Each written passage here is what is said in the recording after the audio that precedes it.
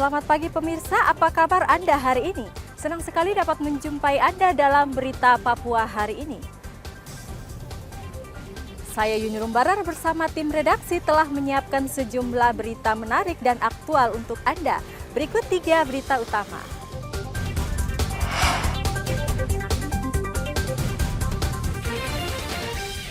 Perahu cepat yang membawa 7 penumpang terbalik di Sungai Maro, Merauke. 1 hilang. Masuk musim kemarau, BMKG menemukan 2 titik api di Merauke. Tenaga kesehatan dan guru di pedalaman Mimika minta dipulangkan karena takut dengan teror kelompok kriminal bersenjata.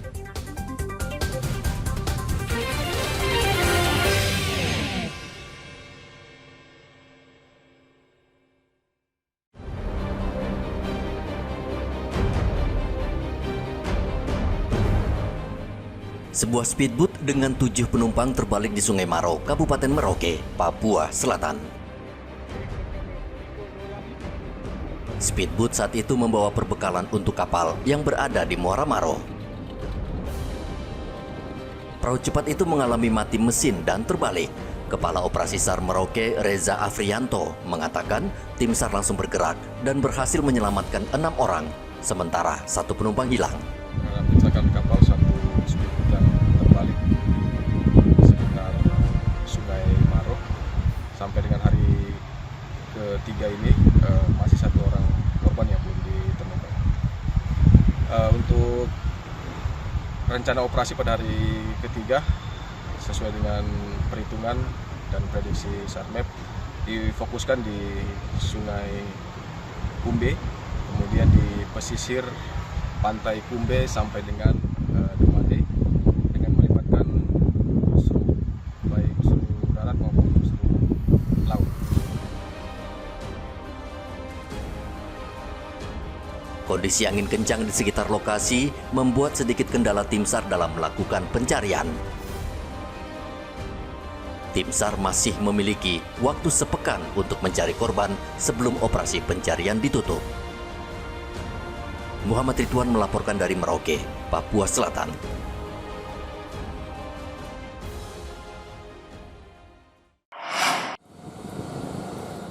BMKG Merauke mencatat setidaknya ada 2 titik api yang terdeteksi di kawasan Papua Selatan, yakni di Pulau Yosudarso dan distrik Okaba. Prakirawan BMKG Merauke, Paskalis, mengatakan titik api yang terdeteksi ini adalah pertanda awal memasuki musim kemarau. Menurut Paskalis, untuk wilayah Merauke, Papua Selatan, kemarau akan berlangsung hingga September mendatang dan berpotensi memicu munculnya titik api. Selain itu, suhu panas yang cukup tinggi, di atas 32 derajat juga bisa memicu kebakaran lahan dan hutan. Terpantau ada 2 titik api. Yang pertama di ujung Pulau Yosudarso, berwarna hijau titik apinya dalam kategori ringan. Selanjutnya ada di daerah Okaba. Dia warna kuning kategori sedang. Ya. Nah, kalau menurut BMKG potensi titik api sejauh ini ke depan seperti apa? Apakah ada cukup tinggi atau seperti apa, Pak? Berdasarkan kondisi cuaca saat ini, kalau Merauke sekarang sedang musim kemarau. Nah, berarti ada potensi titik api meningkat. Nah, lalu untuk kondisi cuaca yang panas ini, kita perkirakan akan semakin meningkat sampai bulan September. Nah, kenapa?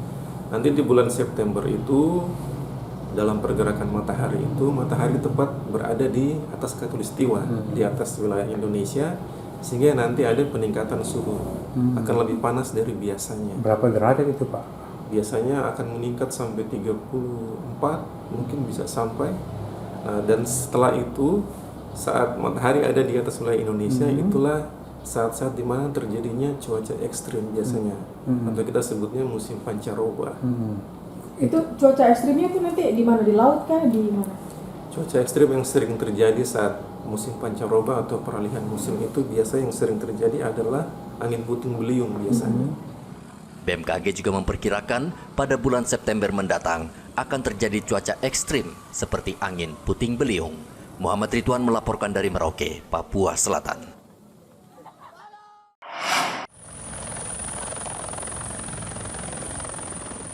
Pemerintah Kabupaten Mimika, Papua Tengah menarik seluruh tenaga kesehatan dan guru yang ada di distrik yang rawan teror kelompok kriminal bersenjata. Penarikan nakes dan guru itu karena teror penembakan yang terjadi di distrik Alama 2 pekan lalu. Pelaksana tugas Bupati Mimika Johannes Retop mengatakan seluruh nakes dan guru yang bertugas di pedalaman ketakutan dan meminta dipulangkan sementara hingga situasi aman. Pelayanan pendidikan maupun pelayanan kesehatan, saya harus kasih catatan bahwa sebenarnya dibilang dihentikan ataupun tenaga medisnya ditarik, tidak demikian, tidak ditarik dan juga tidak dihentikan, tetapi pendidikan tetap jalan, pelayanan kesehatan pun tetap jalan, hanya tenaga medisnya sementara kita ungsikan ke Timika karena kasus kemarin. Tapi begitu selesai kita akan kembalikan mereka ke sana karena tidak terlalu traumatis dalam kasus ini. Sehingga mereka tetap kami percaya. Andaikan pun mereka yang sudah ditugaskan di sana, ternyata kita akan ganti dengan orang untuk melakukan pelayanan kesehatan di sana, pelayanan pendidikan di sana. Selama ini kan sudah terjadi seperti biasa ya, bahwa di atas itu kan pelayanan pendidikan jalan, pelayanan kesehatan jalan. Memang di atas itu tidak ada pos. Tapi ya kita berharap nanti ke depan mungkin diatur lebih baik. Saya tidak enak kalau berbicara, tapi kalau untuk meminta bantuan kepada aparat keamanan, misalnya untuk mendirikan pospol atau polsek, itu kan distrik sendiri ya. Dia kan sudah menjadi distrik sendiri, jadi tentunya kita berharap nanti ke depan ada polsek sendiri. Bupati juga akan terus berkoordinasi dengan Polri dan TNI agar pengamanan di distrik lebih diperketat karena menyangkut nyawa masyarakat. Igobat Momolin melaporkan dari Mimika, Papua Tengah.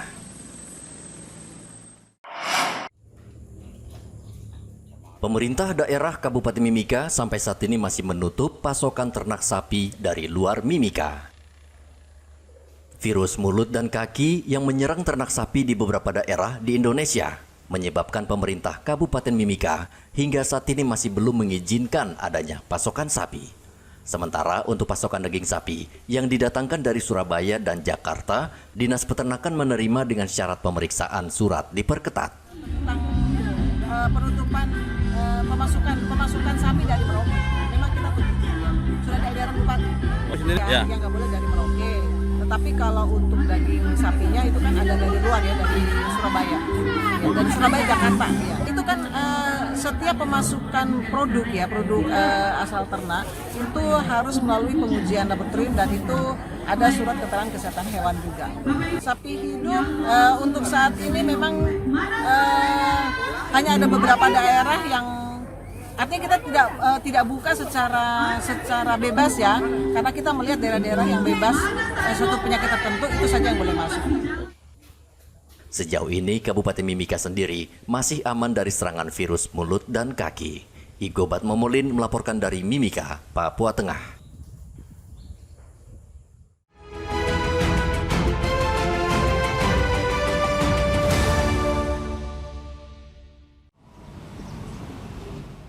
Peringatan Hari Kemerdekaan Pemkot Jayapura berlangsung di lapangan Trikora, Abepura, Sabtu lalu.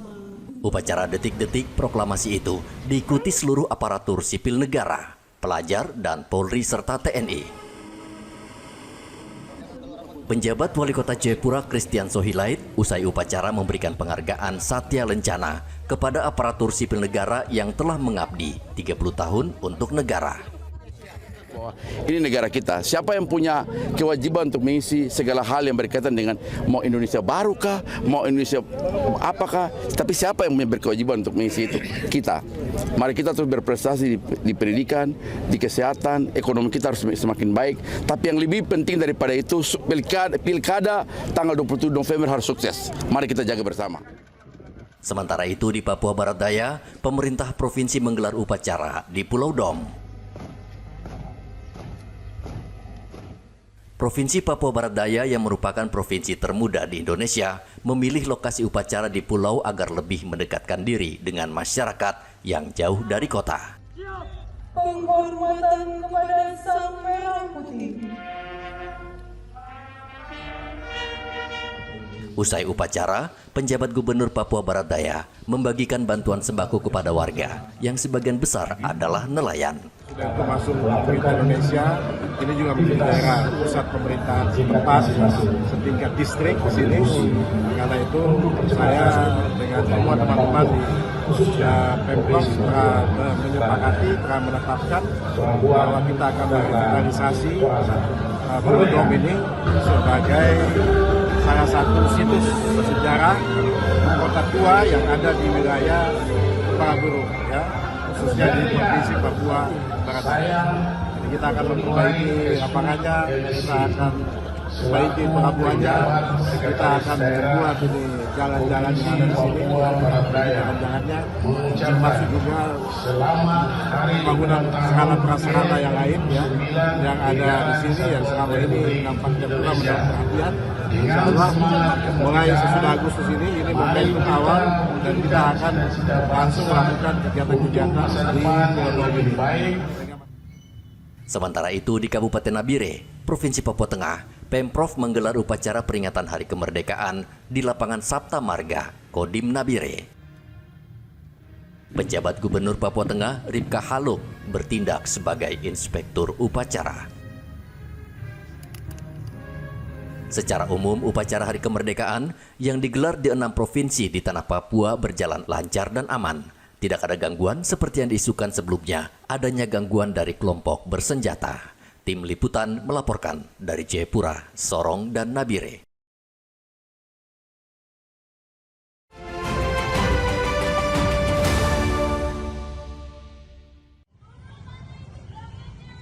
Memeriahkan Hari Kemerdekaan, ratusan anak mengikuti karnaval yang digelar dari halaman Museum Expo Waena menuju ke lapangan Korem 172.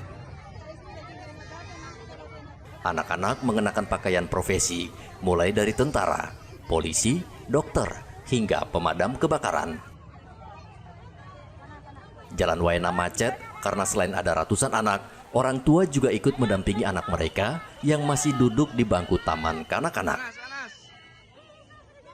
Kemeriahan Hari Kemerdekaan sangat terasa karena sebagian besar daerah menggelar lomba. Tim Liputan melaporkan dari kota Jayapura.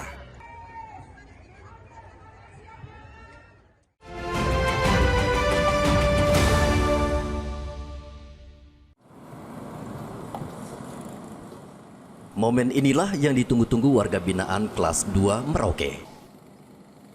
Dalam perayaan Hari Kemerdekaan, mereka yang memenuhi syarat dan berkelakuan baik selama setahun mendapat remisi. Dari 359 warga binaan di lapas ini, ada 355 orang mendapat remisi atau pengurangan masa tahanan mulai dari 2 hingga 6 bulan. Bahkan 4 narapidana bebas murni. Hari ini remisi yang bebas murni berapa orang Pak Kalapas? Ada 4 orang. 4 orang Pak ya? Iya. Dan berapa banyak yang diajukan untuk mendapatkan remisi lalu kemudian ditangguhkan mungkin karena alasan tidak memenuhi syarat kah Pak Kalapas? Tidak ada yang ditangguhkan, semua ya, apa yang kita usulkan keluar semua, 359. Oh gitu. Pak Kalapas, untuk semua kasus yang paling menonjol yang di dalam lapas ini, kasus apa Pak? Perlindungan anak, terus pembunuhan, terus narkotika. Gitu. Gitu. Yang 4 orang bebas murni ini kasus apa dia Pak Kalapas? Ini yang saya belum tahu. Oh gitu. Ada kasus korupsi tidak ada ya? Tidak ada. Tidak ada Pak ya? Murni untuk kriminal biasa Pak ya? Iya. Lapas Merauke menampung warga binaan dengan kasus yang bermacam-macam. Namun yang paling menonjol adalah kasus perlindungan anak, penganiayaan, pembunuhan, dan narkoba. Muhammad Ridwan melaporkan dari Merauke, Papua Selatan.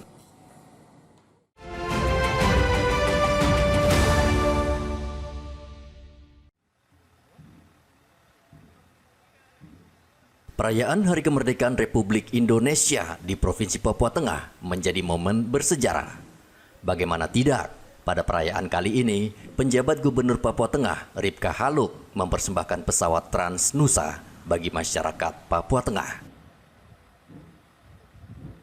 Pesawat dengan kode penerbangan PKTJA tipe Comac ARJ 21700 mendarat perdana di Bandara Udara Dou Atarure.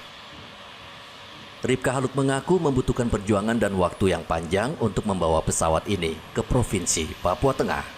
Ia berterima kasih kepada seluruh masyarakat Papua Tengah yang sudah mendukung dan bekerja keras.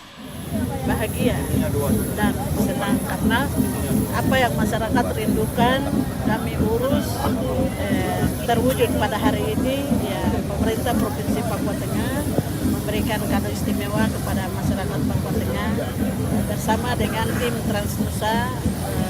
Hari ini sudah berhasil landing uji coba landing, dan mudah-mudahan akan menjadi meningkatkan kesejahteraan untuk masyarakat Papua Tengah dan menikmati pelayanan dari maskapai kita selain Transnusa dan maskapai yang lain. Itu harapannya. Bagi pilot Transnusa, Kapten Denny Heriadi, penerbangannya ke Nabire mengingatkan dia pada tahun 1995 ketika ia seringkali terbang ke Nabire dengan maskapai penerbangan Merpati. Ini adalah saya seperti nostalgia.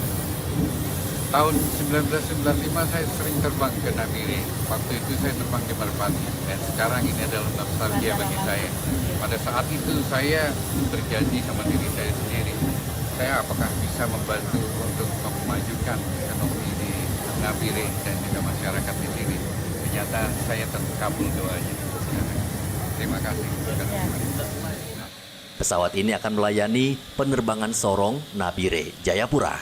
Sedangkan untuk jangka panjang, pesawat akan melayani penerbangan Nabire Papua Pegunungan, Nabire Papua Selatan. Arthur melaporkan dari Nabire, Papua Tengah. Informasi tadi sekaligus menutup jumpa kita dalam berita Papua hari ini. Saya Yuni Rumbarar dan tim redaksi yang bertugas mengucapkan terima kasih atas perhatian Anda. Selamat pagi dan sampai jumpa. Wanyambe.